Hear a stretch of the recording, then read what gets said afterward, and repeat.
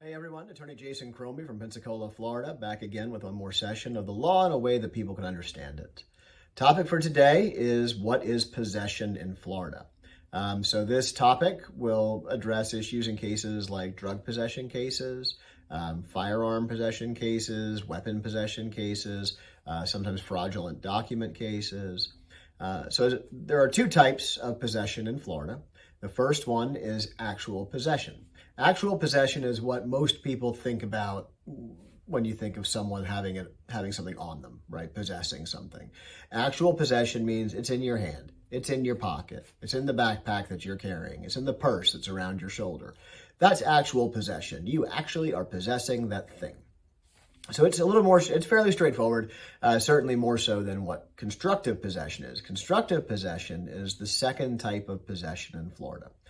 Constructive possession requires that for the state to prove constructive possession, they have to be able to establish that you knew about the presence of the object, and number two, that you had the ability to exercise what the law calls dominion and control over it.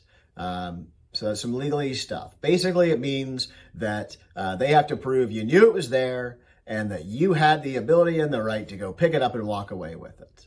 Okay? So an example I give for that would be, look, you walk into my office to meet with me. I have a $100 bill sitting on my desk. And so the question is, do you constructively possess that? Well, you're in the room, sure. You know that it's there because you can see it on the desk, but do you have the right to exercise dominion and control over that? Can you take it? Do you have it? I mean, is it yours, right? Is the basic question. Well, it's not. So if you walked up and you took the $100 bill and walked out, you don't have the right to do that. That'd be stealing, okay? Now, in my office, with that on the desk, I know it's there, and they can kind of establish it belongs to me because I'm the only person who has access to this place.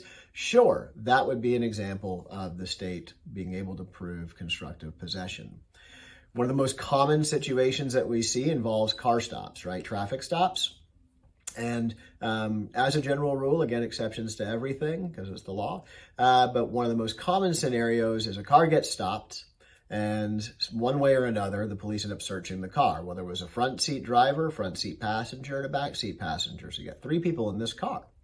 Well, they find a bag of cocaine in the glove box of the car.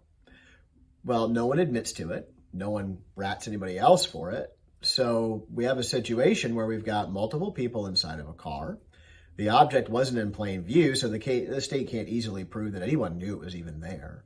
And number three, they can't prove who it belonged to, right? So as a general rule, in cases like that, the state's going to be unable to prove constructive possession. So like I said, actual possession, super easy.